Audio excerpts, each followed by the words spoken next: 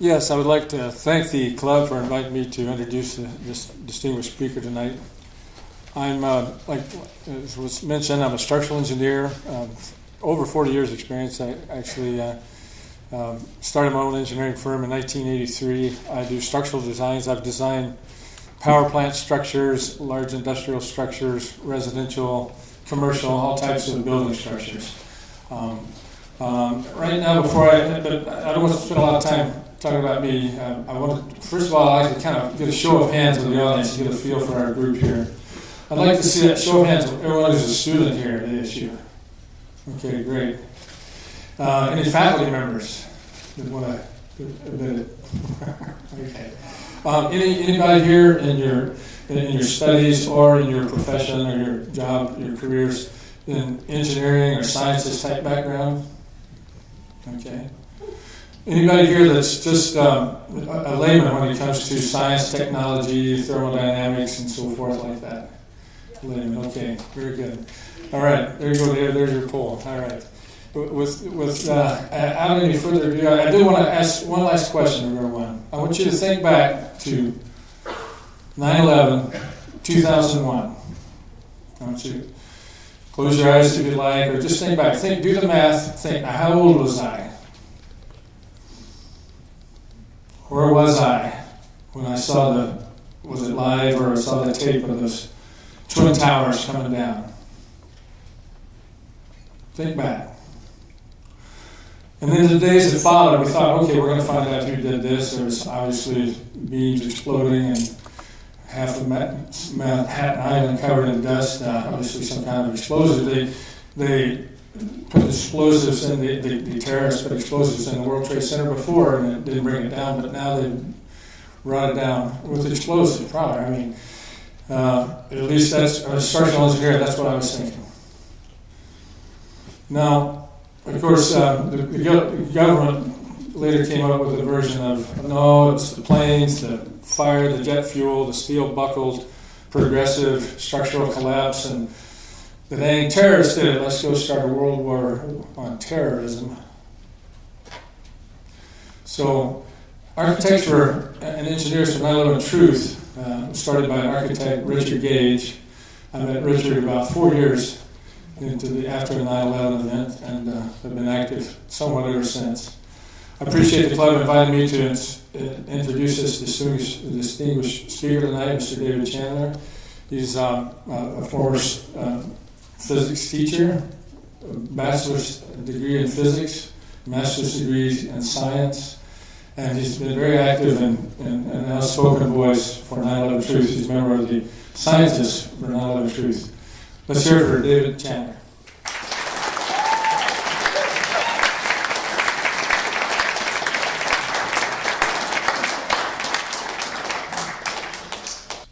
Okay, can you still hear me? Pretty good. Okay. I do project my voice. I've taught a lot. I reach the kids in the back row.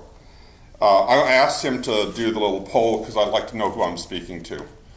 And I'm sorry to see I didn't count any faculty here, and I think that's a shame.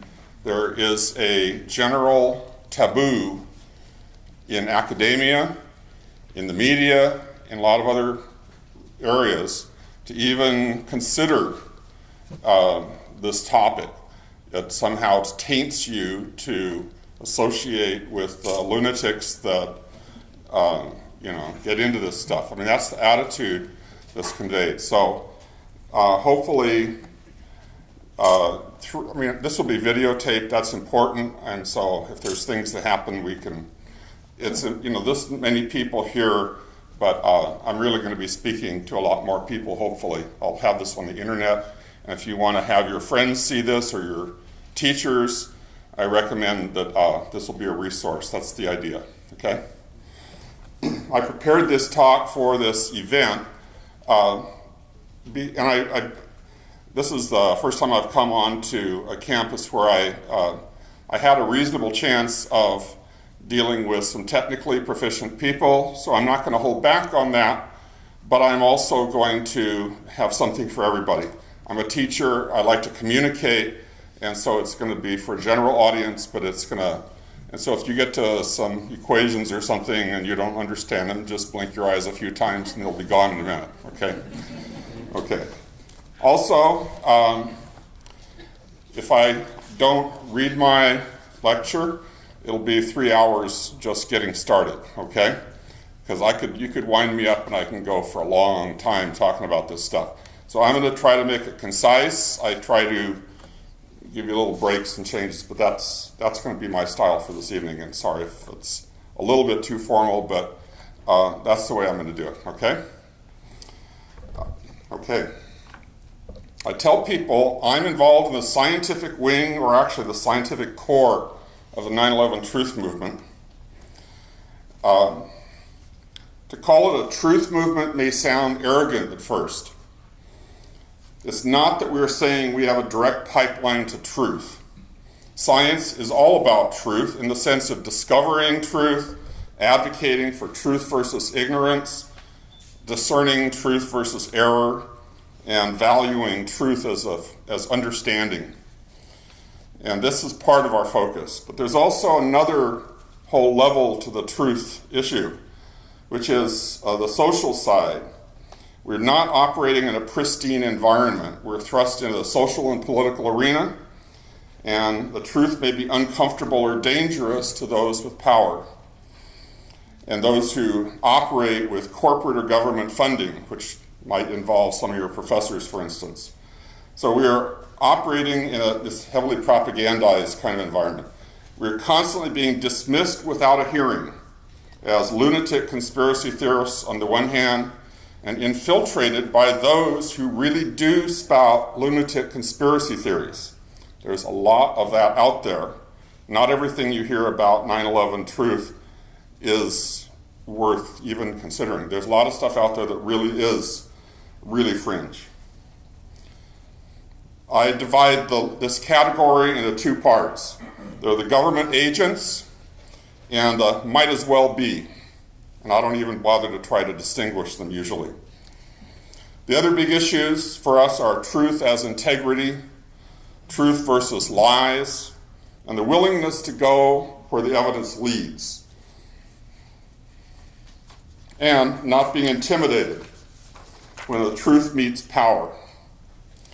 We're in a battle for truth on all of these levels, and in the most defining event of the 21st century so far. Through all of this, reliance on truth is our only real defense. So the struggle to simply be heard is big for us. And just look at the lack of faculty. I was hoping that there would be some here. Ambrose Bierce, in his classic satire, The Devil's Dictionary, defines friendless as addicted to the utterance of truth and common sense. That said, let's embrace it and get on with it. Okay, 9/11 was a huge, complex, multifaceted event. It's full of anomalies, unanswered questions, official answers that don't withstand scrutiny, and official illogic that testifies to the active suppression of truth. Rather than go broad, I think it's more productive to keep our focus narrow and go deep. Every time we try to express the magnitude of the totality of the events of 9/11, with all its anomalies, and there are many, the media picks out the weakest points and makes them the straw men to justify dismissing all of our work as conspiratorial thinking, which they equate to being a form of mental illness. I was told that to my face by someone I otherwise respect, that I was engaged in conspiratorial thinking, and she wouldn't hear a word of anything. I tried repeatedly to say, but would you just listen to what I am involved in? Nope, she would not do it. And this is very troubling to me. However, matters of fact cannot be decided on an a priori basis. You have to actually look at real evidence. My goal is to focus on just a few key pieces of evidence. Each of them is sufficient to demonstrate that the official narrative of 9/11 is false and the truth lies elsewhere. So my point is, I have three key trains of evidence here. Any one of them is sufficient to show that the official story is false. And I call this 3 plus 1. The three are these. Okay, first of all, the World Trade Center buildings 1, 2, and 7 could not have collapsed in the observed manner as a natural result of airplane collisions and fire, as claimed by the official story. Direct observation and analysis of the dynamics leads to the conclusion that explosives had to have been used. And I'm going to spend most of my time this evening on this branch of the topic because this is where I've been directly involved. The other two deserve equal length talks. By the way, when I spoke at the Toronto hearings, I took the entire time just about the collapse of Building 7. So there's a lot to say about this. I'm going to cover all of the collapses as my main thrust this evening, and I will at least get some mention of the other two in as long as there's time. The second strand is extremely high temperatures existed during the collapses, and they persisted for months in the rubble pile, literally for months. We're talking about temperatures that could not possibly have been achieved by the open air burning of jet fuel, which is essentially kerosene, and office furnishings. Office furnishings and kerosene burning in open air miss the required temperature to melt either iron or steel by 1,000 degrees Fahrenheit. There's that big a gap. And there's concrete evidence of molten iron and or steel. And you might be asking yourself, where did this iron come from? But that's another question. And number 3, the reaction products from thermitic materials was found in abundance in the World Trade Center dust. During the investigation of these reaction products, actual unexploded flakes of military-grade nanothermite were found and later identified in the dust. We do not claim these were the only energetic materials used to bring down the buildings, but the quantity that was found clearly indicates it played a major role. The presence of nanothermite again supports the dynamic and thermodynamic issues stated above. And then the plus 1. The other thing that is so blatantly clear in all of this is the fact that there is a concerted governmental corporate media cover-up that continues to this day. Okay, so in those of us who are involved with the science of this, primarily confront this when dealing with NIST. The National Institute for Science and Technology is the agency, it's an agency of the government, you need to keep that in mind. It used to be called the National Bureau of Standards. But that's the agency that was tasked with explaining the collapses. And their explanation, 10,000 pages plus or minus, they don't even talk about the collapse, literally. We'll get there, okay? I realized in the preparation of this talk that I don't really have time to cover all 3 strands of evidence and do them justice. I was really sweating it to cram all this in, and I really can't. So I'm going to put my energy where I have the most direct experience, and I will at least give sort of an outline for the thermodynamic stuff, because there's a lot of very key items there. And then for the nanothermite, I have a 10-minute video clip I'd like to show at the end by Jeffrey Farrer at Brigham Young University, who actually was probably the key researcher in the discovery of nanothermite. I would mention he does not show up as the lead investigator on the paper that announces this, because he was informed by his department chair that if he did that, he would lose his job. So they basically assigned the lead role to Niels Harrit. You've probably heard about the role of Niels Harrit in all of this. He's a very significant person in this investigation, but Jeffrey Farr, keep in mind, should have been probably the lead investigator, but it again comes right back to how this topic is being treated. That somebody would fear to have their name, not just fear, you would be directly told, you may not have your name at the top of this paper and keep your job. Other people have lost their jobs significantly in this process. So, the Part B category of the truth is being suppressed, and that's something that should be a concern of all citizens, not just scientists. Even though I'm not going to cover the second two strands as thoroughly in my talk, during the question and answer period, I'm open to questions on any of those topics, okay? Okay.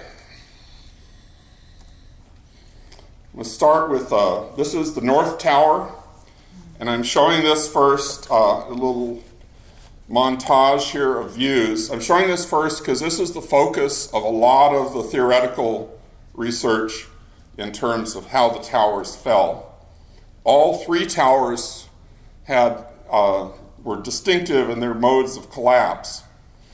By the way, a traditional thing in giving 9/11 talks is, can I have a show of hands? How many how many do not know what I'm talking about when I say the third tower? Okay, there were three towers that day. Okay, I only see, when I first started giving these talks, I gave one at a physics conference, and fully a third of the people in the audience had never had any idea about Building 7, which was the third tower that fell that day. We've been trying to publicize it.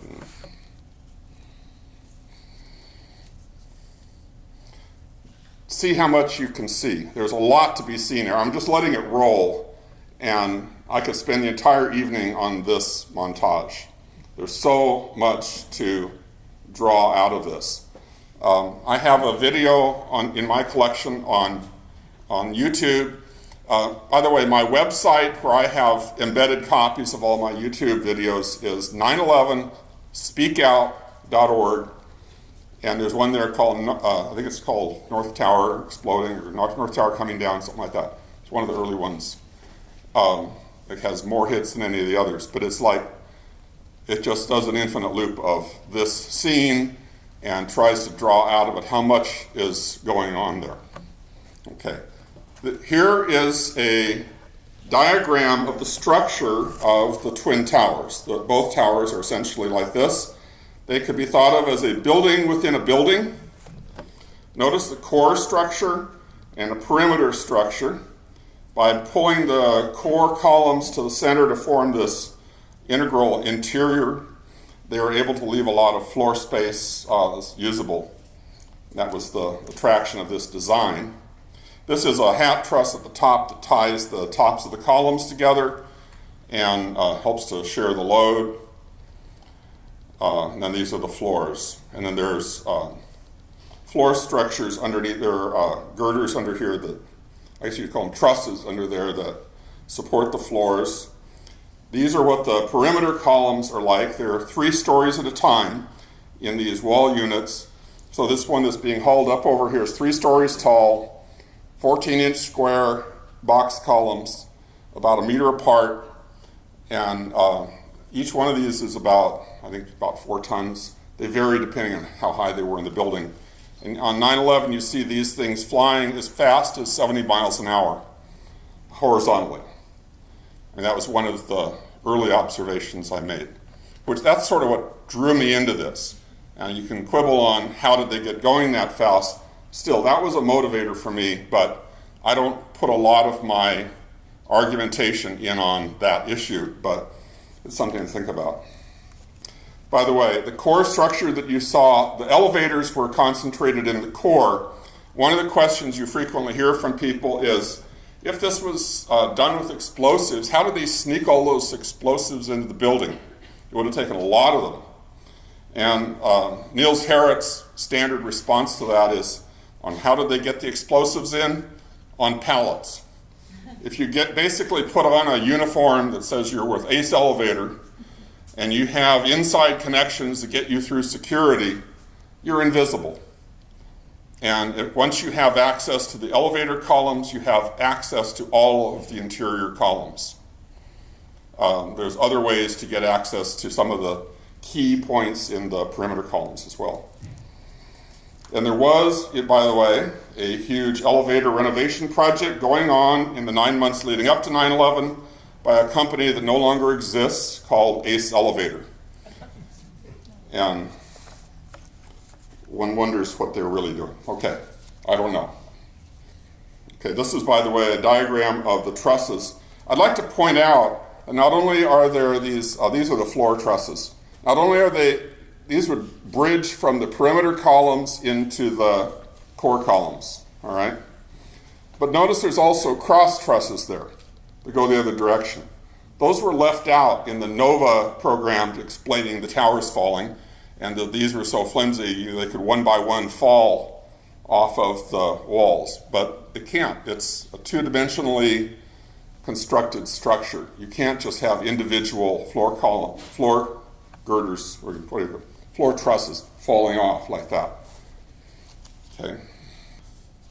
I'm just going to pick up where I left off here. It says, if you saw the NOVA program early on that purported to explain the collapses, you saw cartoon animations like this.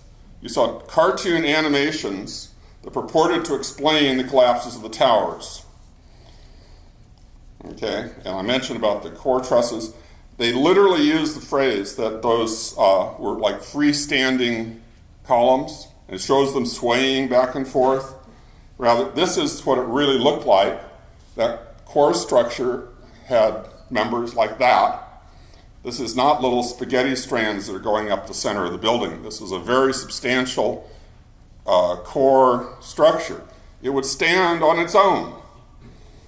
So one of the problems with pancaking floors that the NOVA program advocated is, okay, let all the floors collapse, you're still going to have that core structure standing there.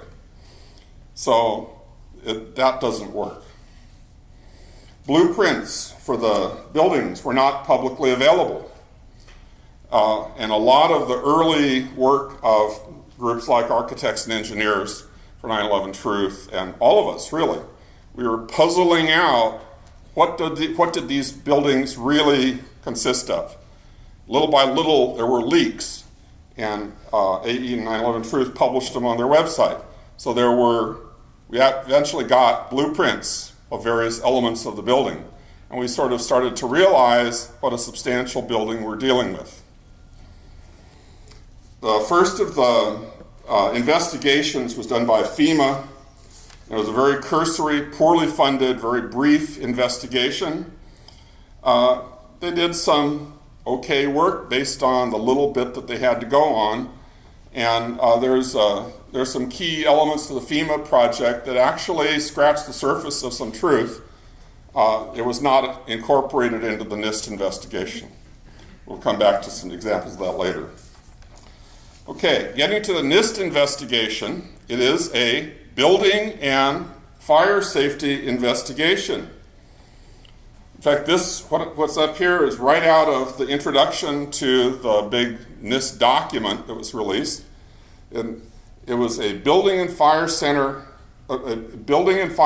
investigation, and it actually had this thing here. It says, use in legal proceedings. No part of any report resulting from a NIST investigation may be used in a suit or action for damages arising out of any matter mentioned in such report.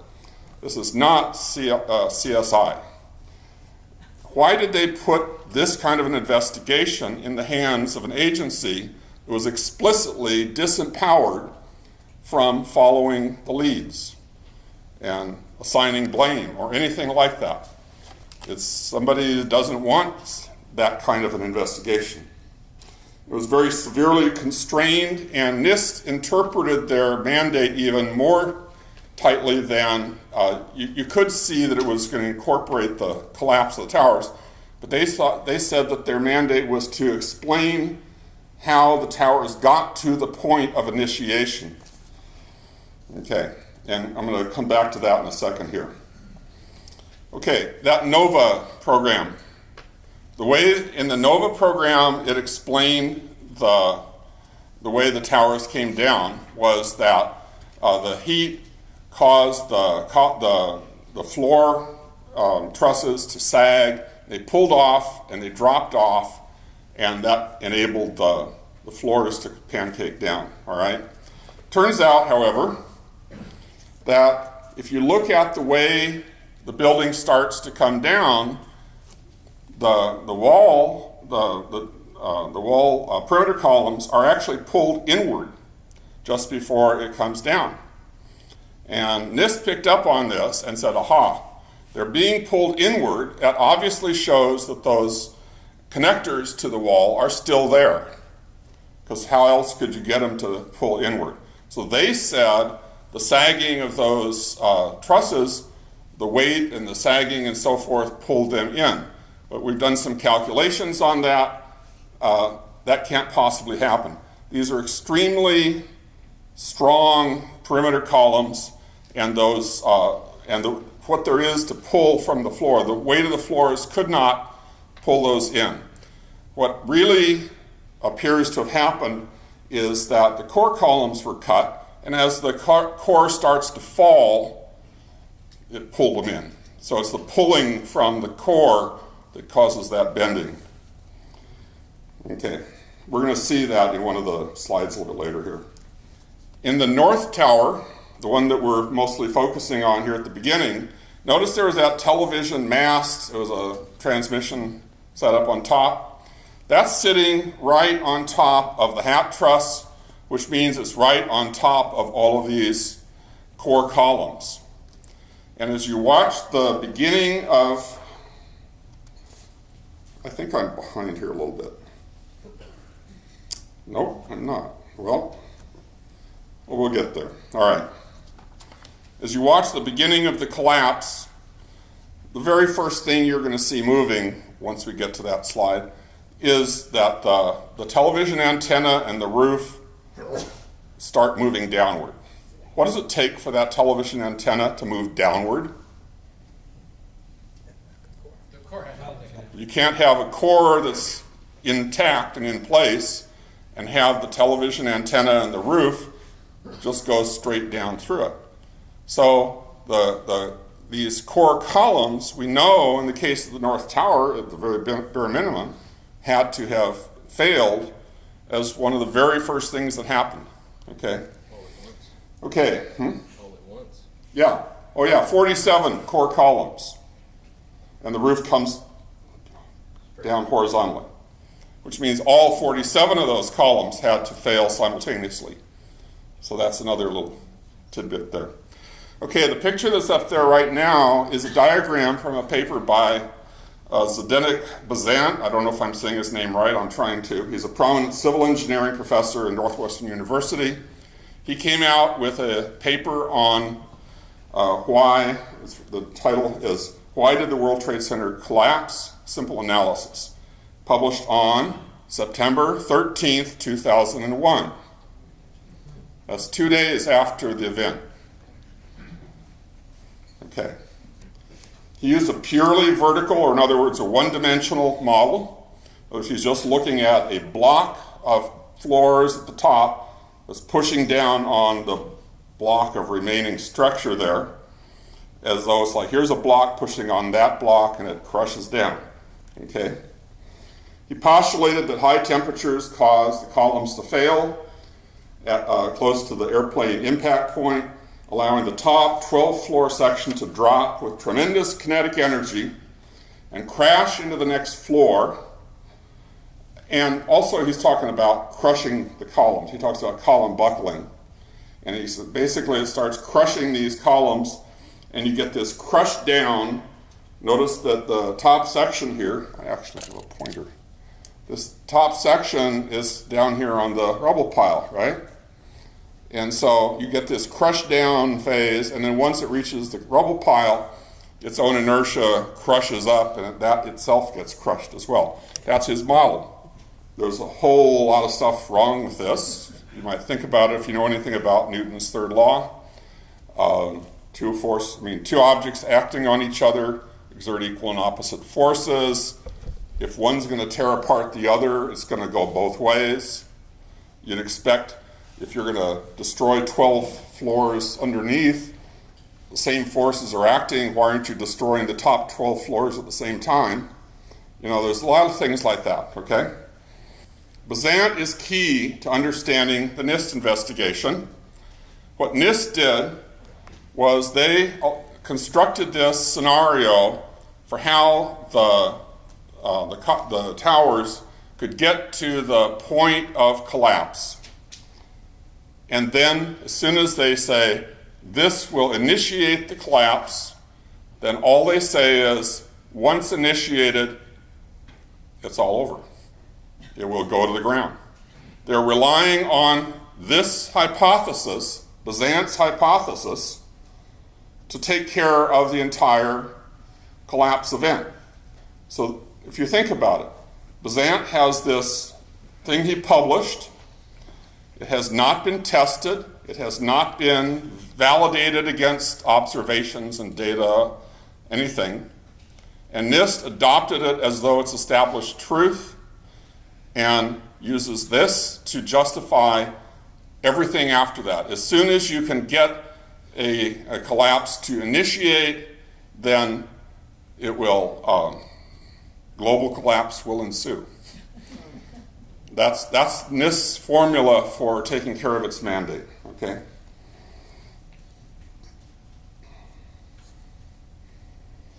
Okay, the mechanism that NIST shows, if I can, okay.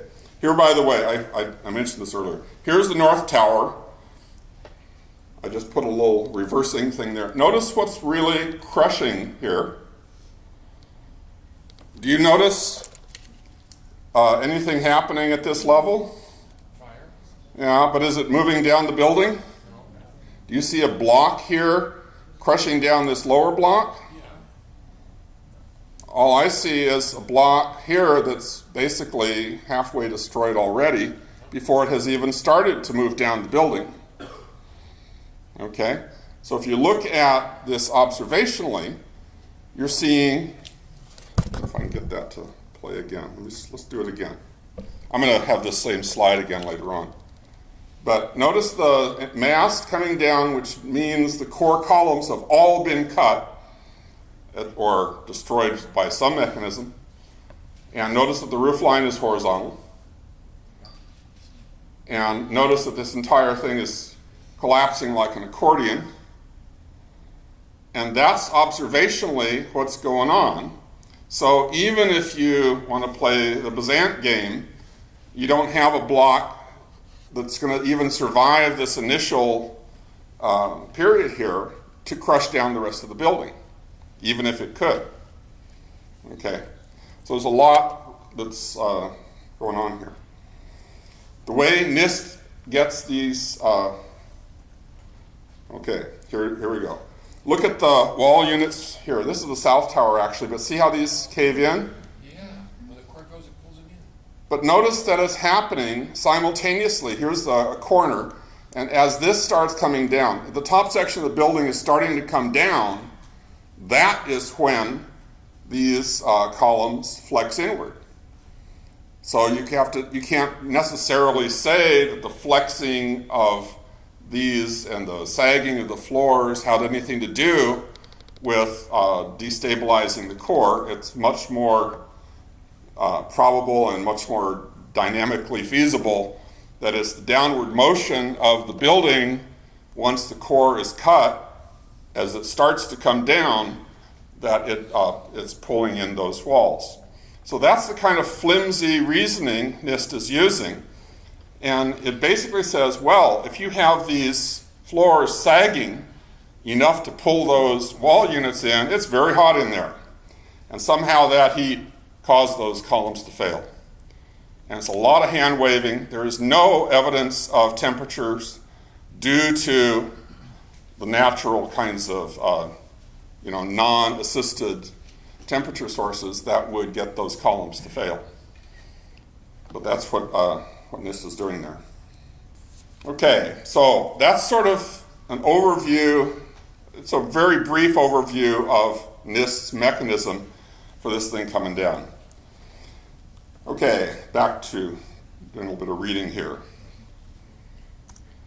I didn't do a 10,000 page response to NIST. What I did was make a simple measurement of the downward motion of the tower, something that neither NIST nor Bazant apparently did. The roof line can be seen only for a short time as it descends, but I tracked its position versus time. That was that curved graph you saw first. Then I differentiated it numerically, for those of you who know what I mean when I say that. And then plotted velocity versus time, which is this straight line graph here. But notice it's a straight line graph. The slope of a velocity versus time graph gives you the acceleration. If you have a straight line graph, it says you have a constant acceleration. And if it's a downward sloping graph, it's downward acceleration here, right? So it's accelerating downward. The fact that it's a straight line graph says it's uniform downward acceleration. What is that for those of you who are not scientists here? If I take something and drop it, now that's free fall actually, but that's an illustration of downward acceleration. As soon as I let go, it is not moving, it's at rest, right? The instant I let go, I started off at rest, but then gravity causes it to speed up, and speed up some more, and speed up some more, and speed up some more, right? So what I'm getting is a constantly increasing speed so far, all right? Acceleration is how quickly, it's a measure of how quickly your speed is increasing here, right? So if you have something that picks up equal increments of speed downward here, in equal intervals of time, that would mean you have constant acceleration. You see what I'm saying? Okay. So if you drop a rock, that's what gravity's doing. If you drop a rock, gravity does that at a particular acceleration, and that's called free fall. You can have other accelerations if there's resistance, for instance. But in this case, what we're observing from the downward motion of the North Tower is that the roof line and mass are coming down, in fact, as long as they're visible until they hit the general debris cloud, they are coming down with constant acceleration. Okay, that's going to be interestingly significant. It's not free fall. This is not free fall. It's about 64% of free fall. So if we're free fall, it would increase by 9.8 meters per second each second, or 32 point something feet per second each second. It's not at that rate, it's a slower rate, but it's increasing in its downward speed each second by equal amounts in each second. You see what I'm saying? That's what you mean by uniform downward acceleration. So I asked myself, what are the implications of uniform downward acceleration for the Bazant model? Okay, and I have a little diagram here, but I'm going to actually put something on the board. I'm a teacher after all. Okay, it's called a free body diagram. How many have heard of a free body diagram before? A lot of hands. Take science, take physics, okay? Okay. What are the forces acting on this upper block? Well, there's a downward force due to gravity, right? And so it's the weight of the building. The mass times acceleration of gravity, or you could just call it the weight of the building, all right? The weight of this block is the force acting downward. What about upward? There's a resistive force. Because it's not at free fall, there's some resistance, right? Let's just call that F. Now, Newton's second law says that the net force is going to result in an acceleration, right? So what's the net force here? I'm going to take down as positive. So the net force acting on this block is the weight of the building minus this resistive force, right? We know the net force is equal to MA. Mass times acceleration. That's Newton's second law. That's physics first semester stuff, all right? Okay, so here's the net force. So we set it equal to the mass times the acceleration. But we know the acceleration because I measured it, right? Okay, I measured it. So let's plug it in. 64% of g, okay? So over here, MA is M times 0.64 g is equal to the weight minus the force, right? Let's solve that for what is this force? Well, here, mg, that's just the weight, same as here. So if I have, I'm gonna bring the force to that side and this whole term to that side, algebra. So the weight of the building minus 0.64 times the weight of the building, that's the weight of the building there, right? What does that leave? About 0.36 times the weight of the building, right? Am I doing this right? And I bring the force to the other side. So if what we figured out is the resistive force, the force of interaction between the two blocks, is 36% of the weight of the top block. What would be the force of interaction if the block were just sitting there? How much force would the top section exert on the bottom section if it were simply sitting there? 100%. It would be its own weight, wouldn't it? 100% of its weight. Right now we're looking at it, and as it falls, we're seeing it's only 36% of its weight. Now, there was a physics teacher, a physics professor, PhD physics professor in New Mexico who argues against my reasoning here. He said, hey, that's crazy. You drop an anvil on your toe, it's going to exert a greater force than if you set it on your toe. And I think you can agree with that, right? That's what ought to exist. That's what ought to happen. But what does our observation indicate is happening? It indicates that the force of interaction is actually less than the weight of the block. So we'll think about it this way. Here is something falling through the building, and it's exerting a force on the building because they're exerting equal and opposite forces. It's exerting a force on the building that's only more or less a third of its weight. And somehow it's able to accelerate through the building. Okay? Well, the building was built to support maybe 3 to 5 times the weight that's above it. And here it's failing to support a third of the weight of what's above it.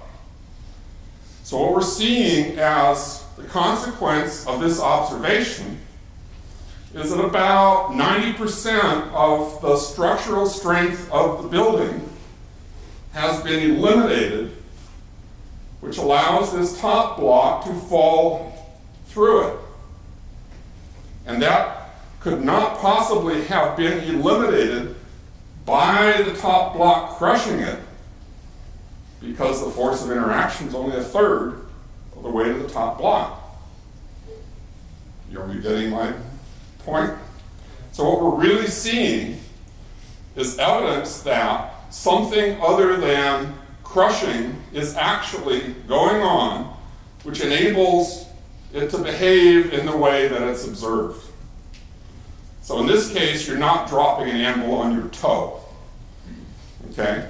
If I put my hand out there and I drop an anvil, and I allow my hand to just move out of the way as the anvil pushes on it, it's not going to maybe hurt my hand. I slap against my hand, but it's not going to be this big external weight.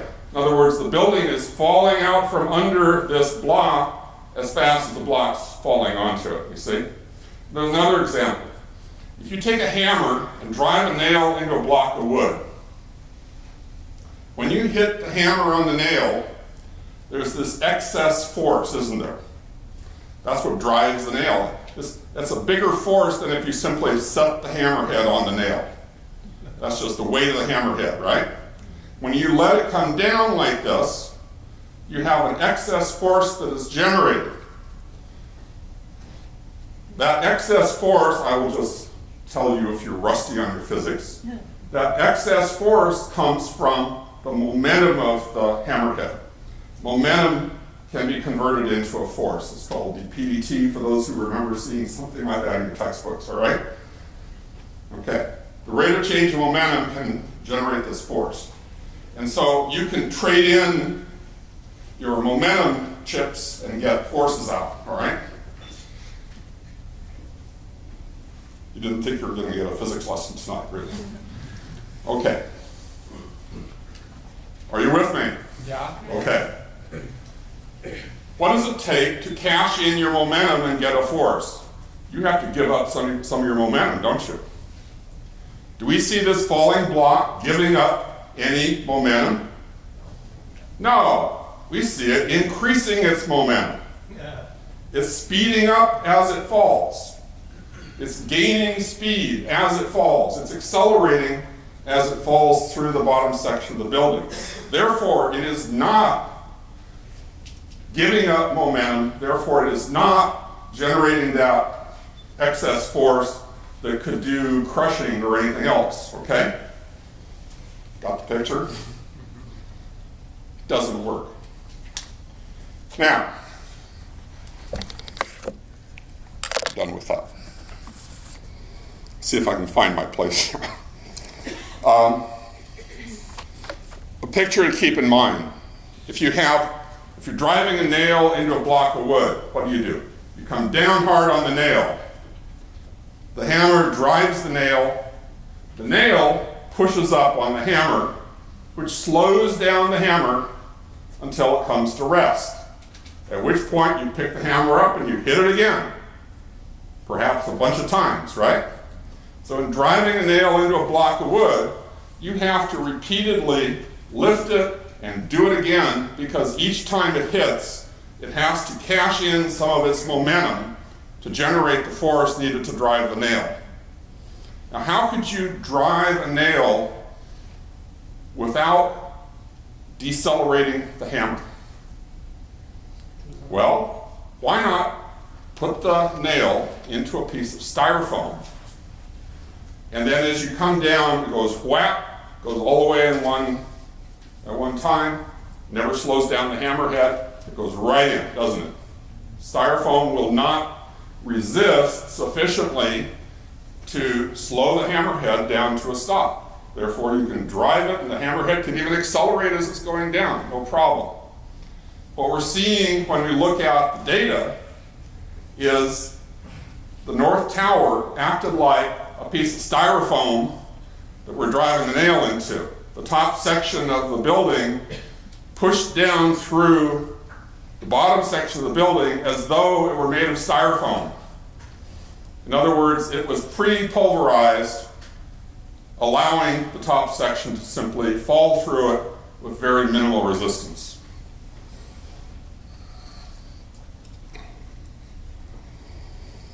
How come Besant and NIST missed this? They never did it. They never apparently measured this. I mean, it's simple to do. I mean, I'm a high school physics teacher, right? Doesn't mean I don't know physics. It means that I enjoy teaching. But I mean, it's that if you had simply measured the fact that you have a uniform downward acceleration and followed through with what does that mean, they would have come to the same conclusion I did. My private speculation is NIST, in fact, did the measurements. How do I know that? They're competent scientists at NIST. These are bright guys. So there's a bunch of them. They talk to each other. They come up with ideas. And this is what happens in real scientific collaboration is, well, try this. And they're going to do stuff like measure the motion of the building is one of the pieces to get a handle on what's going on. But whoops, it's leading somewhere they don't want to go.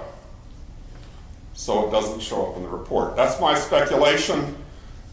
based on pretty clear indication of what would happen in scientific collaboration, you would do all the right things and figure out what's going on.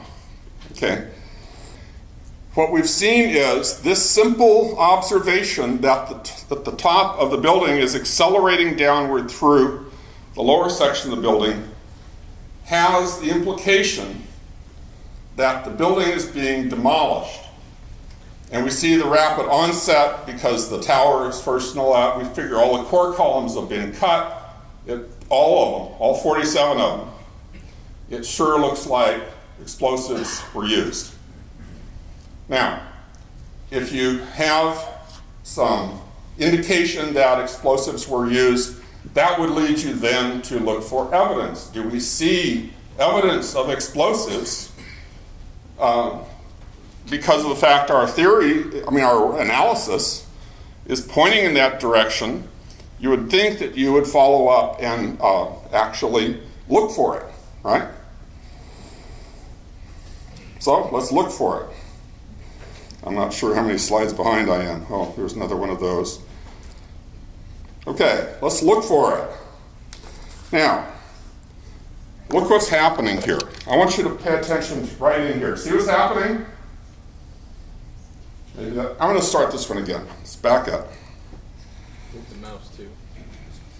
Okay. Look right in here. You see what's happening? You see that up here is where the nominal collapse plane is, if that's what's happening. But way down here below, you see stuff blowing continuously, a wave with a massive outward flow of material, far below the point where the nominal collapse is occurring. You can see it if you look for it. And then if you look for it, and then you don't rationalize it away. But once you recognize that it's to be expected in the analysis, then you look at it and you see that it is actually there. That becomes a very reasonable interpretation of what you're seeing. People who don't want to see that happening, of course, will rationalize it away. I missed what's going on here. Well, look at that. Look at all that stuff coming out. You see that? All through here. I'm going to do this one again. Here, I'm going to start it from scratch. And okay, so first you have this wave. Now see all these up here, these little puffy point ejections? The common explanation, squibs they call them. The common explanation for those, there's pressure built up on those floors and you're seeing air pressure pushing this out. But notice this massive wave of destruction of the walls. You've opened up all these walls. How do you get a piston to build up tremendous pressure in a building where you've already blown out the walls? It's an open environment in there. It's not anything where you can compress the air like that. So that doesn't make sense. There's a lot of stuff that doesn't make sense. So up in here, we're seeing what clearly must be explosions. And then down here is this lower one we saw from that other angle. Okay? And here's up close. And it's there to be seen if you look for it. And not just one or two. The big difference between Bazant's simplified block model and direct observation is there is no evidence that the top block even survived past the first few seconds. Looks like the top block was the first thing to be demolished. If we are not preconditioned to censor our direct perceptions, it would appear both from analysis and observation that we're witnessing a demolition, not a crush down. I have a paper spelling all this out in the Journal of 9/11 Studies. I think it's called North Tower and Fundamental Physics or something like that. I have, by the way, all of these papers, everything I'm going to mention tonight, I have links to them from my website, 911speakout.org. Go there and do a lot of browsing. Okay. There's an earlier paper also in the Journal of 9/11 Studies by Graham McQueen and Tony Zambodi, Tony Zambodi is an incredible mechanical engineer back in New Jersey. I've had the pleasure of working with him on some of this stuff. And they did an earlier paper that was from a more intuitive starting point, but it's equally valid, and they come to the same conclusion. And they call it, where's the jolt? Or the missing jolt. Like if you had something that hits something, when they hit, there's a jolt, right? It's sort of like the same thing as my F equals MA analysis here. That if this were actually colliding with the bottom section of the building and inflicting some kind of a excess force like that, it would create a jolt. But you don't observe that jolt because it never happened. By not talking about the details of the collapse, this was my speculation, the reason they didn't want to even talk about it was they're trying to not lie in the sense of perjury. They don't want to get caught up in court having told blatant lies. So when they get to the point here and elsewhere, I'm going to hopefully illustrate somewhere else in the paper here, when they get to the point where they pretty much have to lie, what they do is they talk gibberish. I'm not kidding. They use concepts that make no sense. It's very hard to parse what it is they're saying, and I'll give you another illustration of that later on. Here what they did was they just didn't go there. They said, as soon as they have this wall going in, they say, aha, there's a failure. It must mean there's a failure of the cores. We have initiation, we're done. Okay. Oh, here's one. I've been basically attacking Bazant's theory because Bazant's theory is what NIST was using to justify their analysis.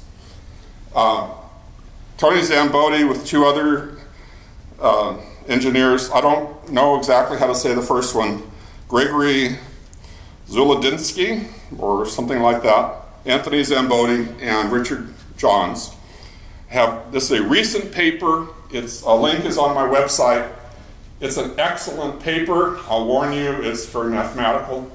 What they're doing is looking at the nuts and bolts version of this, where if you take the top section and assume that high temperatures generated somehow cause the columns to buckle, which sort of would enable the Bazant theory to start off. Bazant said, he basically assumed that it's like wiping out all the columns and allowing the top section to drop essentially in free fall for one or two floors, and you have tremendous kinetic energy. I think he uses that phrase. And it crashes into the structure below, and it initiates a process that creates a chain reaction and takes it all the way to the ground. So that's Bazant's mechanism. What this paper is showing is that if you have a failure induced by high temperatures, as you heat something up to a failure point, it's going to be a little bit less than the failure point before it gets to the failure point, isn't it? So before it gets to utter molten iron, molten steel, it's going to have softened. And in this softening process, the way it's going to fail is it's going to be a gradual slumping. And as you raise the temperature somehow up to the temperature needed, it's going to slump onto the floor beneath it. It's not going to crash down with any kinetic energy we're speaking of. It's going to be set on the floor beneath it. The columns will be set on the columns beneath them. And they go through all the calculations. It's a very mathematical paper.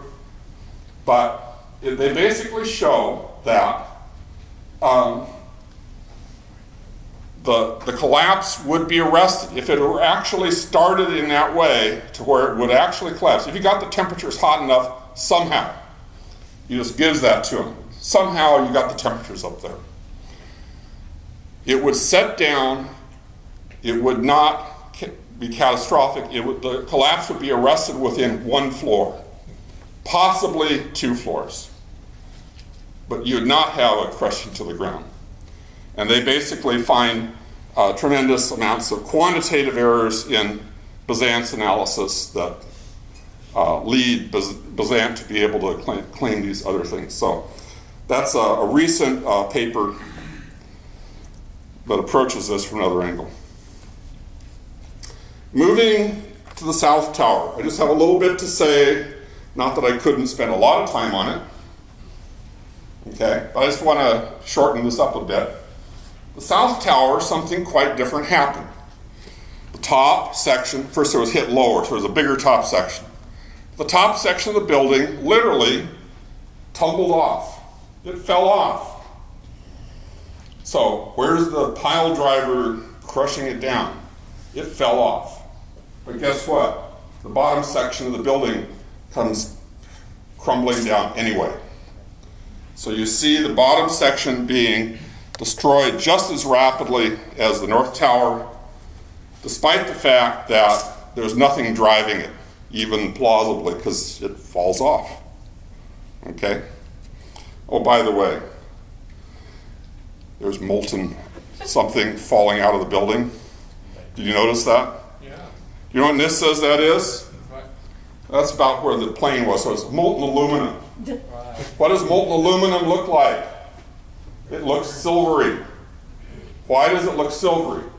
It has high albedo, it doesn't form it doesn't really come close to black body radiation because it's low reflectivity. Plus it has a lower temperature. It's not going to get up to that color temperature of the yellowish, reddish kind of thing that you're seeing there. This is characteristic of temperatures of molten steel. It's not characteristic of temperatures of molten aluminum. And you can't get aluminum in open air to look like that. So there you go. Oh, here's the South Tower. Look at that. Nothing driving it. There's no pile driver on top. It's gone, but look how it's coming down anyway. Okay? Does this sound like lunatic conspiracy theory to you? This does not feel like I'm being a lunatic. It feels like I'm looking at what's there, I'm doing my own analysis, I'm asking my own questions, and it looks pretty blatant. I want to say a little something. A lot of people have a very strong bias to believe the official story because they're patriotic Americans. They believe that the United States is essentially good. There are evil forces in the world. Come on, please. There are evil forces in the world, but we're not one of them. Okay. I have my own, everybody has their own life experience. I was preconditioned in this because back in the 1980s, I was involved with a church that helped refugees from Central America. It's called the Sanctuary Movement. I know it was active here in Arizona. And I was in Southern California. We helped a few Salvadoran families. One of them, we got asylum in Canada because we weren't taking these refugees because we were supporting the dictator that was dropping bombs on their villages. So it would be hypocritical to do that and turn around and allow them asylum. So it was like an underground railroad, it was described, all right? So I was involved with that, but I heard all of these first-hand accounts for what it was like being on the receiving end of U.S. foreign policy, okay? And it really had an effect on me because it didn't seem like we were living up to the America that as a Boy Scout, I was an Eagle Scout, you know, and I was brought up in a conservative Republican family. And we were not living up to the kind of country that I thought we were and that I wanted us to be. So I became involved in those issues because I wanted to make this the kind of place that I could be proud of. Okay? As I'm sure we all want to be proud of what we do collectively as a country. And when we failed to do that, I felt like I need to play my role. So when 9/11 happened, it was not a big jump for me to open my eyes. The very first thing I thought was, well, the chickens have come home to roost. I was aware of the evil that we have done to people all over the world that would make them mad. I was not asking the question, why are they mad at us? I understood fully why third world countries are mad at us. I was upset by that, but still, it wasn't a big mystery. So people really need to become well-read, conscious of what our government actually does, and then when you see the government bringing it home, that's very concerning. So it wasn't a big jump for me, and I don't think this is just a political bias. It's experiential. And so all of you have different life experience, and some of us more than others because we've been around longer, all right? In any case, so I think it's important for us to be conscious, and that's what it is to be a citizen. Okay, here's another one of the South Tower literally tipping over. Look what's happening to this top section. Okay, I'm going to back that up. Okay, look at what happens. I'm not sure how to make this pause. Right here, see what's coming out of that cloud right there? What's coming into the cloud is an intact top section. What's coming out of it is very eerie. It's like a skeleton. This top section of the building is falling, and before it even emerges from that dust cloud, it's already fragmented down to essential stuff. The top section of the building never hit the ground. It was fragmented into small pieces before it ever got there. There's a lot of indication that there were explosions occurring in the top section of the building itself. I have found projectiles launched in that top section in this last video, actually. You can see there's one projectile that there's a puff and it fragments into two. Then each of the two fragments again. So you can see the projectiles themselves exploding and dividing in pieces. There's one projectile that's moving one way, and it makes a sudden transition and is going another way. How do you lose momentum all of a sudden in one component and gain it in another in that kind of a transition? And it has a smoke trail behind it, okay? And when it turns a corner and goes that way, the smoke trail turns and follows it. This is not a piece of material that's sort of dragging a bunch of dust along with it. This is smoke being generated on the surface of that piece, whatever it is.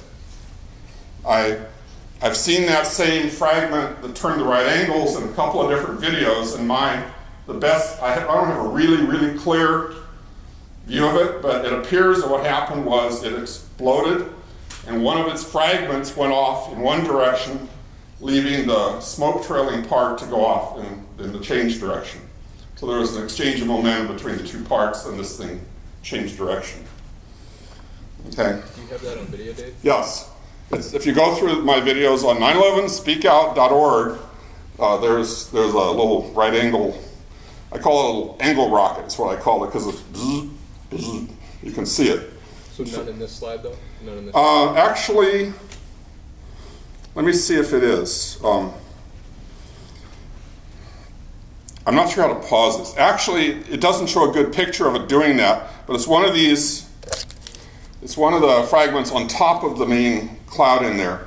There's a better picture. If I come to it, I'll point it out, all right? It is in some of the videos in this slideshow. But I have a little, oh, there it is. See that little vertical thing right there? That's after the thing turned right angle, and that's its trail coming down. All right, so let's try that again. Okay. Sorry for being so klutzy maneuvering this thing. So there's, it's right in here. I think that piece right there came over and down. And then in this one, it's right on top here somewhere, right in here somewhere. There it is. You see that right there? That's why stabilizing is so good. but that's the trail after it turned a right angle. There's another view from the other direction, from the south, that is where I discovered that. But yeah, interesting, huh? Okay, I just pointed out just a few tidbits on South Tower. There's a whole lot of interesting stuff to be seen in the South Tower, tip over and what's going on in the debris cloud and all that. But I want to move on to Building 7, which is actually a huge topic. I'm going to get back to reading this. I have a montage. What I want you to do is to listen carefully at the very beginning of this next slide. You hear something low? I'm going to do it again. Listen for a low boom. Right there? You heard it, raise your hand. Okay.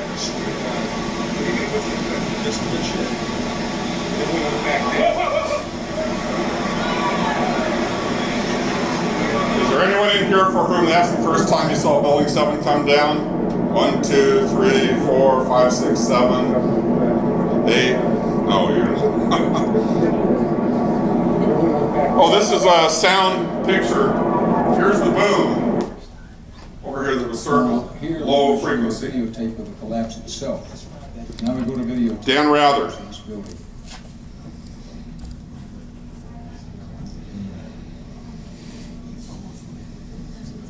It's amazing. Amazing, incredible, pick your word.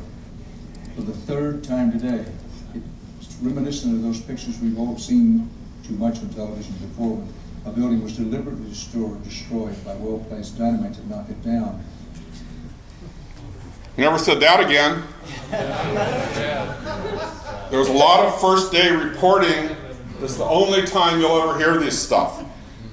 Building 7, for a long period of time, was never shown on TV beyond the first day reporting.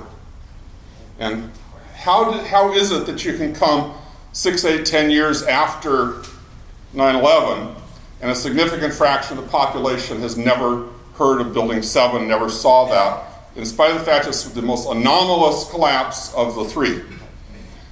Okay? Oh, no plane hit it. So you can't blame an airplane. Okay, there was a third building on the World Trade Center complex that came down precipitously at 5:20 that evening. And this left it out of their initial report entirely. The final World Trade Center 7 report came out in November 2008 at the very end of the Bush administration during the lame duck period after the elections. One problem in accounting for the demise of WTC 7, as it's called, World Trade Center 7, is that it was not hit by a plane. NIST admitted it had trouble getting a handle on why it came down, but then settled on an explanation: fire. There's a lot to say here. My entire talk in the Toronto hearings was on Building 7. A video of that talk is on my website. If you look at the building fall, you're probably struck with how similar it is to a standard controlled demolition. And you heard Dan Rather make that comment. Okay. This is the slope of the velocity versus time graph. And notice in this case, the slope, which is right here, 9.885, pretty darn close. In fact, it's a hair over acceleration of gravity. It's not significantly over. I don't claim it's over. I say it's indistinguishable from the acceleration of gravity. There's always a little bit of noise because of scattered data. It's within 1%. It's on the high side. It's not like it's almost acceleration of gravity. It's clearly the acceleration of gravity plus or minus a very tiny amount. Okay, Building 7 is repeating the North Tower situation in spades. The North Tower, you had a constant acceleration downward. Here you have a constant downward acceleration, which also happens to be at that particular amount, which means, what it really means is it is so easy to understand You don't need equations like this to explain it to anybody. All you have to say is, that's free fall. Free fall means the fall is free, it's unimpeded. There can be no resistance. 0 is a pretty clean number. Okay? How do you get 0 resistance in a building whose fall is with a level roof line? It means all of the columns had to have been cut within a small fraction of a second across the entire extent of this building. Now, I want to point out something. This is the building as seen from West Street. Here we're looking up at the building, and notice it appears to be a little buckling, but if I take a more distant camera that's level with the roof line, it looks level, doesn't it? What does it tell you about that buckling or that bend in the roof line if it shows when you're looking up at it, but it doesn't show when you're looking level at it? It means what you're seeing is not something dipping down, it's something that's folding like that. All right? So, in other words, the motion of the building was that it folded laterally. So it wasn't starting to fall, it was just, it had been compromised. And the first motion was to cave in a little bit laterally before it started down. When it started down, it all started down at once. You understand the point? The reason I'm making that point is, when NIST did their measurement, they used the other picture where they're looking up at the roof line, and they take the very start of that bending. They show the first pixel where it was previously building and now it's sky, right? As the thing is going like that. And they take that to be the start of downward motion. So they start their stopwatch. And watch this. Now here's the building. Notice it would occupy a football field almost precisely. It's 100 meters side to side. Here's NIST timing. The way NIST described the motion was it came down 40% slower than free fall. For something that sure looks right on the money free fall, and when you measure it, it is on the money free fall. And they claim in their report it came down 40% slower than free fall. But they didn't use those words. The words, remember I told you they used gibberish? They did not say anything about the acceleration of the building.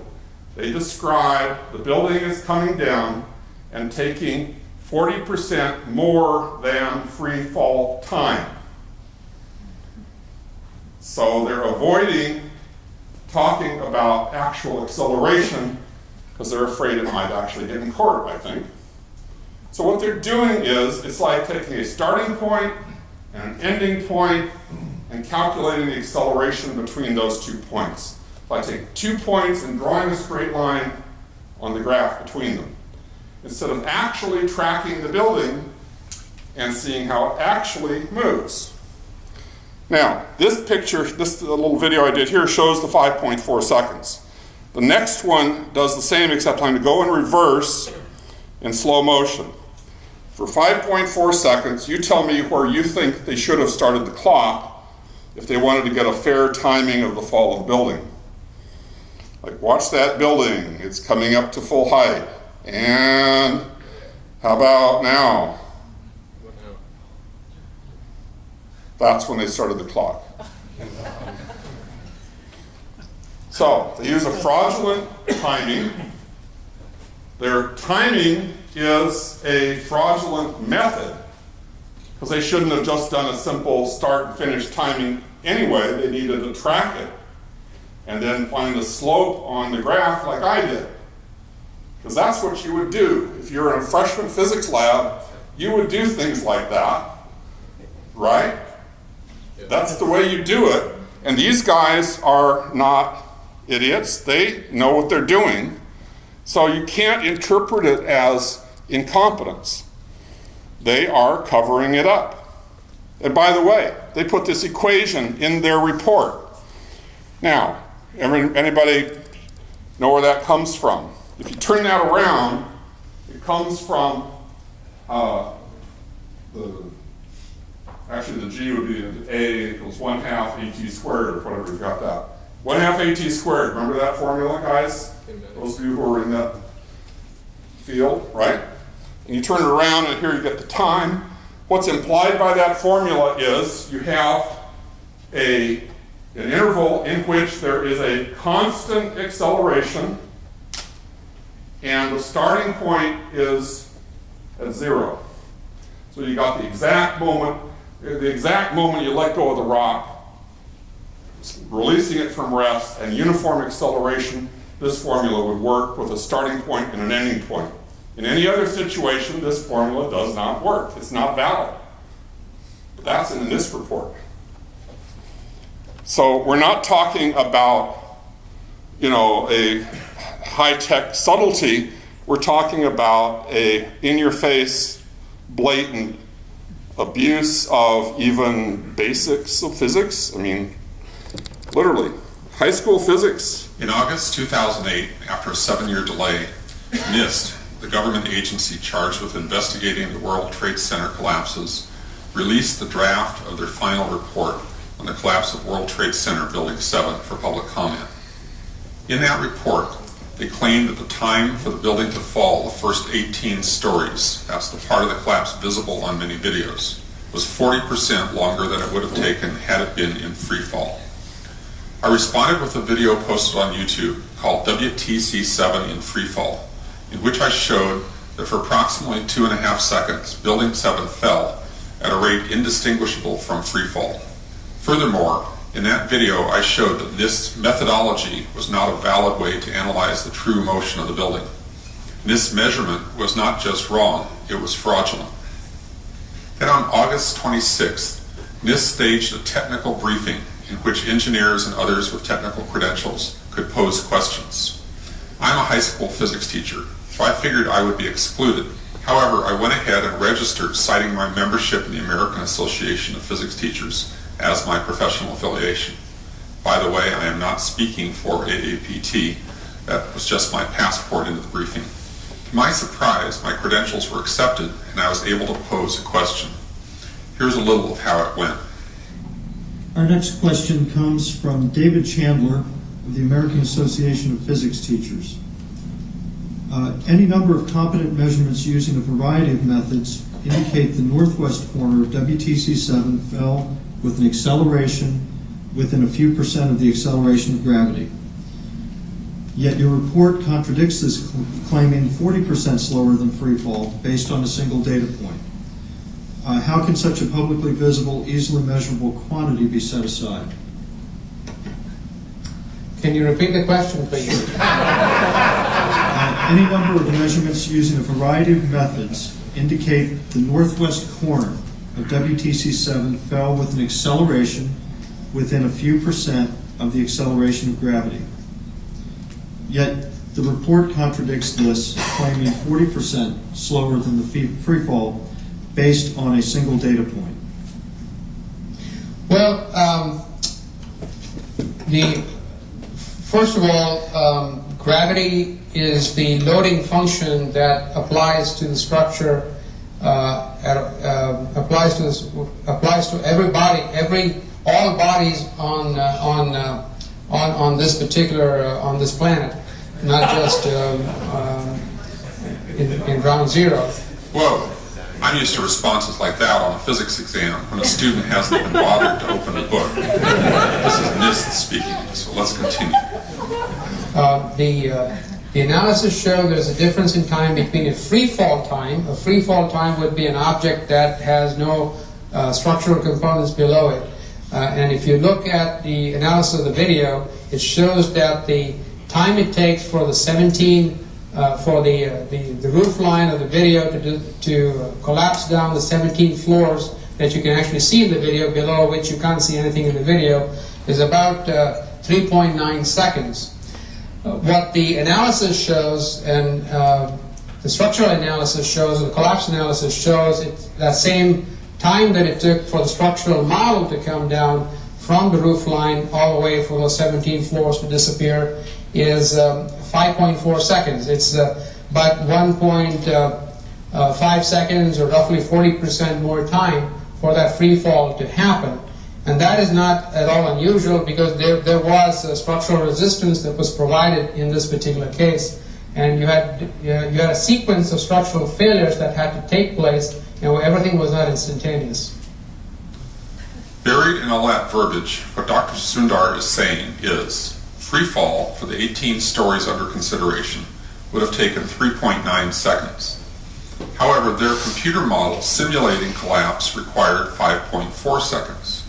The slower collapse time was to be expected, since there was structure supporting the building as it fell, slowing the fall, that there was a progression of failures that had to take place, and that these were not instantaneous.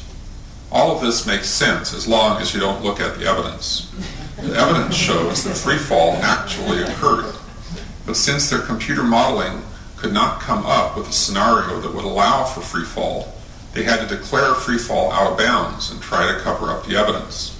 The problem is, unlike the columns and girders buried deep inside the building, the motion of the building is right out in plain view.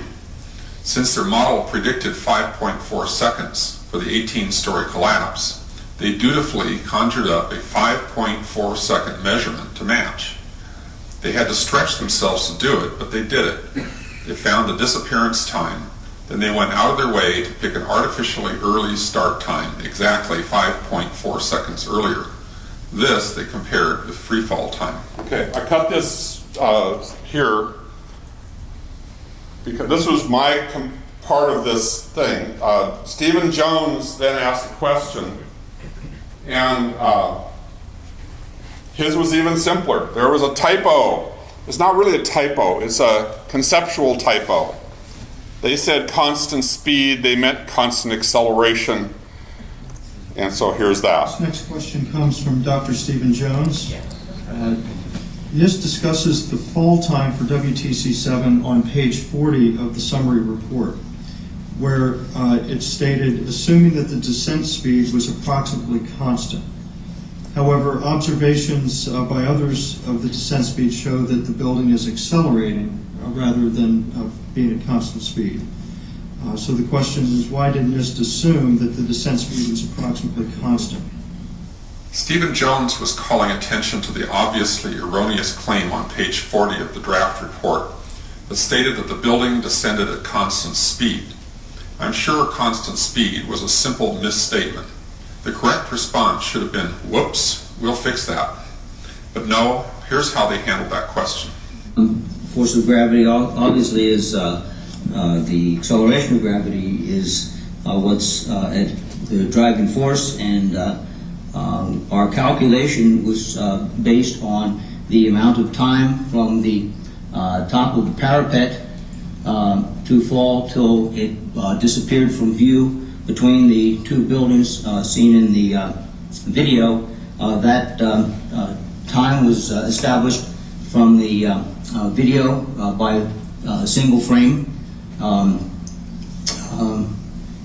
search of the time, so that was down to 1/30th of a second, and then we did the same thing for when the top of the parapet disappeared. We found that that time to be 5.4 seconds. I didn't hear a whoops in there, did you? This is John Gross, one of the lead engineers for the NIST report on the collapse of the Twin Towers. He has a PhD in structural engineering from Cornell University. He taught engineering at the University of Colorado in Boulder. He has a long resume on top of that. Don't you think he probably knows the difference between speed and acceleration? Don't you think he could explain it with perfect clarity if he wasn't so preoccupied trying to cover his tracks? Don't you find it interesting that the 5.4 seconds he measured for the collapse time just happens to exactly match the theoretical prediction of their model? That kind of precision is incredibly rare when modeling real-world events. Incredible is the right word. It's not credible. This measurement has all the characteristics of what we call dry labbing. manipulating the data to fit a predetermined outcome. It's an ethics violation in science on a par with plagiarism. Any engineers engaging in this kind of sleight of hand should lose their licenses. The larger implication, of course, is dry labbing in this kind of investigation would constitute a criminal cover-up. After another round of quibbling, someone had to step in and bail out poor John. Can you clarify that? I think it's something that we need to clarify and correct in the final version of the report. Okay. That was August. This is November. The final version of the NIST WTC-7 report just came out. And guess what? We have a revised analysis of the building collapse rate. Constant speed is out. Constant acceleration is out. Instead, we have 3 phases of collapse with a whopping 2.25 seconds of absolute free fall. The irrelevant 5.4 seconds is still defended in the wording, but it plays no apparent role other than CYA for John Gross and Associates. So free fall is hereby official dogma. How are they going to handle all the ramifications of that inconvenient fact? Read on.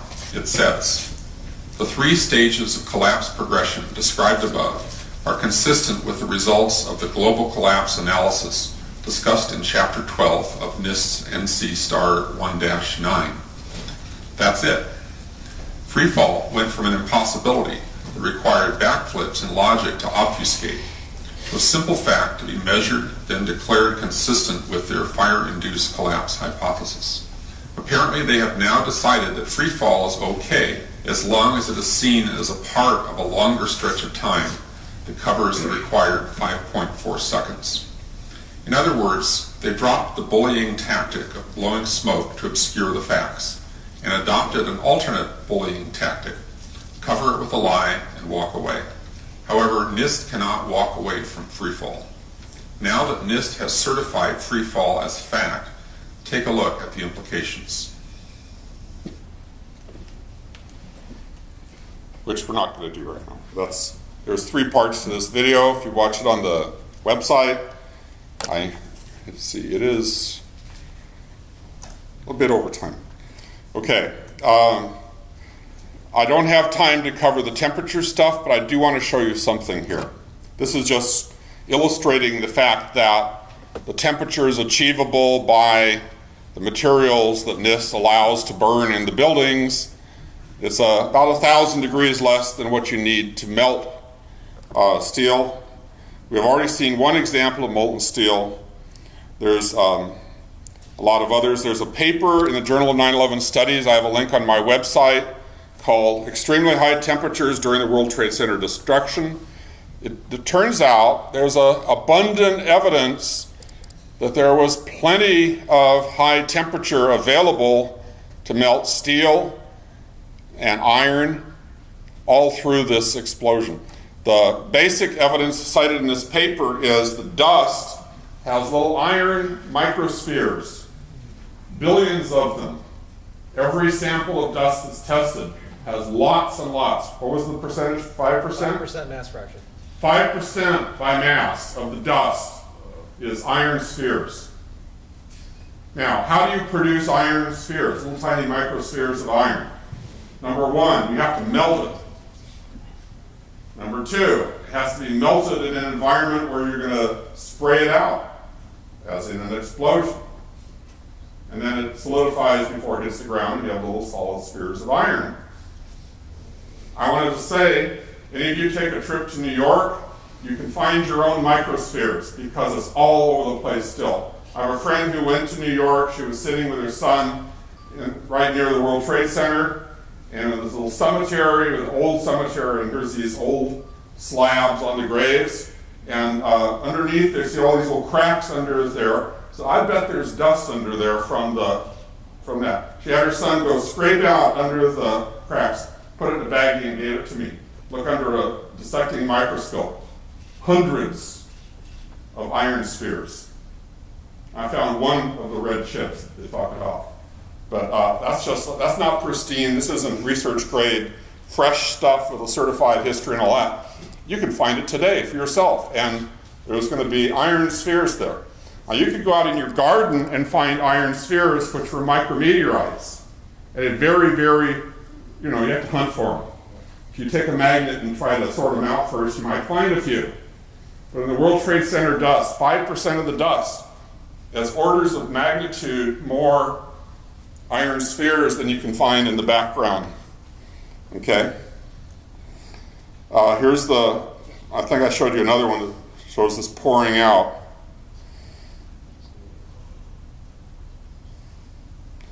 Nate Flock here on... No, it was him that did that one. Oh, you did that one?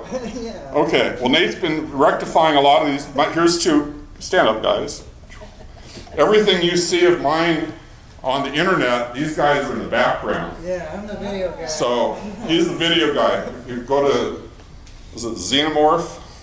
No, he's under his real name now. He goes under his real name now, Nathan Flach. FL. Incredible collection. He's our archivist.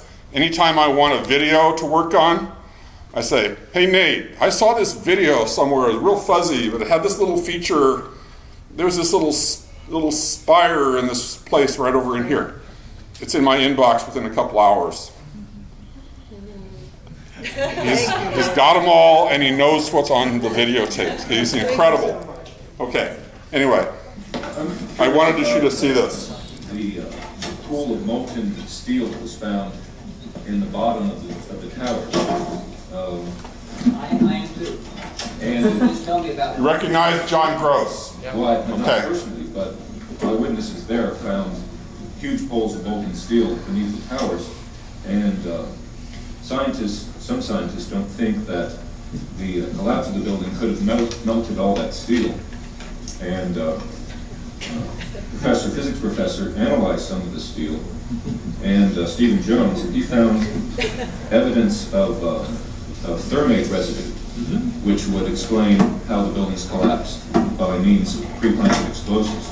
So, have you analyzed the steel for those residues? First of all, let's go back to your basic premise that there was a pool of molten steel. I know of absolutely nobody, no eyewitness who says so. You get down below and you see molten steel. Molten steel running down the channel walls. Like you're in a foundry. Like lava. The fires got very intense down there and actually melted beams where it was molten steel that was being dug up. There's this fused element of steel, molten steel and concrete and all of these things all fused by the heat into one single element. And almost like a chunk of lava from Kilauea or Iceland, where they're very sharp but breakable shards on the end here. This 8-ton steel I-beam is 6 inches thick. It was selected to be preserved for future generations for the near perfect horseshoe-like bend formed during the collapse. I found it hard to believe that it actually bent because of the size of it and how there's no cracks in the iron. It bent without almost a single crack in it. It takes thousands of degrees to bend steel like this. Typically you'd have buckling and tearing on the tension side, but there's no buckling at all. You saw steel, some of the thickest steel I've ever seen, bent like a pretzel. And you just couldn't imagine the force that took. The grapplers were pulling stuff out, big sections of iron that were literally on fire on the other end.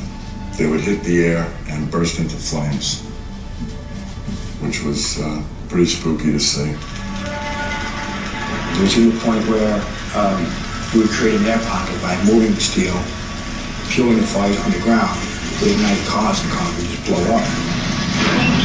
But these underground fires were just like the fires of hell. This is how it's been since day one. Oh, it's unbelievable. And this is 6 weeks later, almost 6 weeks later. 6 weeks later. Closer to the center of this, it gets hotter and hotter. It's probably 1,500 degrees.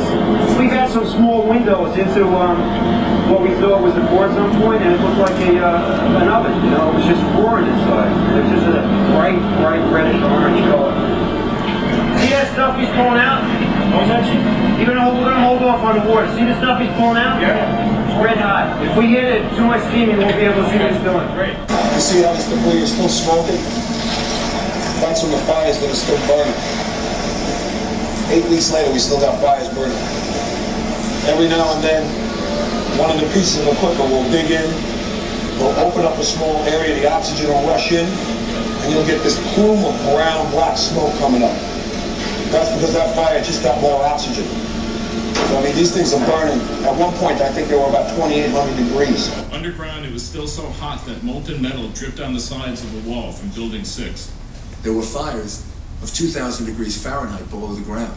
And all of a sudden, he comes out of this little tunnel screaming, "Wait till you see what I found." And he pulls in ministers and officials, and there, this cross is fully extended, melted together with the intense heat. The two beams were never initially part of the same structure. Heat literally melted them together.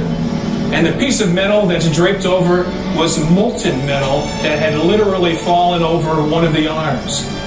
Steel-toed boots is one of the biggest things. Steel-toed boots.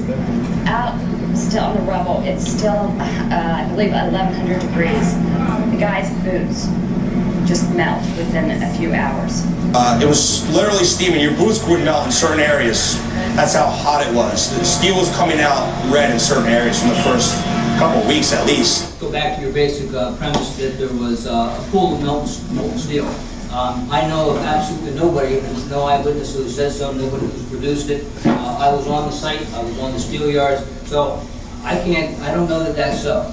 There's video of it. Around 2,600 degrees Fahrenheit. I think it's probably very difficult to get that kind of temperatures in a fire. So I don't know the basis. I can't address your question if I don't know the basis. Well, NASA pictures, thermal images showed those sorts of temperatures in the basement. Would you send them to me? Okay. My name is Mark, and I'm the individual who was questioning Dr. Gross, and he asked me to email to him those thermal images. When I approached him after his talk to get his email address for that purpose, he refused to provide it to me. I think this is important because it reveals the attitude of the NIST investigators, which is one of willful ignorance of what really happened on 9/11. I know it's way late. I just want to have a couple more I'm just touching, I'm skimming, it's like a rock skipping over the water, right?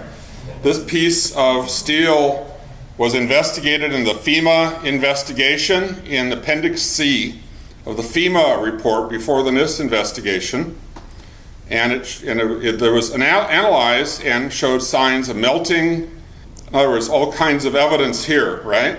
This was not incorporated into the NIST report. Guess who discovered that piece of steel?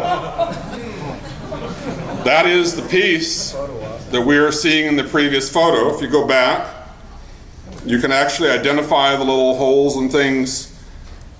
And give me again, David Cole. David Cole, back east, found this little photo of John Gross and identified, that's an interesting piece of steel he found there, and associated it with the piece that's in the FEMA report as cited as evidence for molten steel. And by the way, I just want to say, iron as opposed to steel. Doesn't have all the extra stuff in it that makes it steel. Where would you get iron, not steel, in something like this? It turns out iron is a direct byproduct of the ignition of thermite. Okay, there's a lot of evidence of thermite being used. Thermite is iron oxide and aluminum. You let the oxygen, you heat it up till the oxygen is liberated from the iron, and it gloms onto the aluminum, a much more solid bond, and it liberates tremendous amount of energy in the form of high temperatures, and that's what makes thermite an incendiary. And what's found in the World Trade Center dust are little red and gray layered chips that 18 months of study by a number of people have identified this as nanothermite. In other words, thermite not just made with dust and little grains, but made with nanoparticles. In other words, high-tech military labs is where this stuff is manufactured. They have articles, they use it in the military. It's developed at Lawrence Livermore and at Los Alamos, places like that. There's a paper in the Journal of 9/11 Studies by Kevin Ryan called 10 Main Connections Between NIST and Nanothermites. Some of the investigators in the NIST investigation itself were directly involved with companies and were directly personally involved. Yes. Oh, I think that's also a true statement. At least they were directly involved with companies that were researching and developing nanothermite technology. All sorts of interesting connections. Kevin Ryan has a book out called Another 19. Look it up. It's very good. It's saying if you want to find 19 people to blame for this, don't look for Arabs. Here's a list of 19 people you should be looking at. And he traces all the corporate connections of what he considers the 19 of the most likely people involved. Doesn't mean only a few people like that were involved. This is a product of an amalgamation of the military-industrial complex with a government administration that basically gives them carte blanche. And that's a very dangerous combination, and I will leave it to you to follow through on that. But it's has major implications. If you're a science or an engineering major, I urge you to take a conscience-driven look at the kinds of places you consider for employment. Because there are places out there that I wouldn't want to work at, and I would hope that you wouldn't want to work at. And something has to change at some level to turn this thing around. And I don't know where people ask, so what? Where's all this going? I don't know. All I know is what I feel I have to do, which is take the insights, what I've been able to come up with from my background and research it and make it public, try to get it into the public consciousness. That's my little bit. You possibly have other little niches that you can fit in. I don't know how it works, but the world does change. From time to time, it goes through big changes. And we are on a road that's not sustainable. It's a road that's leading to a tremendously violent world, and we are at the middle of it. We are not the good guys in this. And I encourage you to open your eyes and to pay attention to what's going on in the world around you. Apply your talents, your knowledge to these issues. Okay? I don't have all the answers. I hope that you come up with some of the questions and look into the answers yourselves. So, thank you.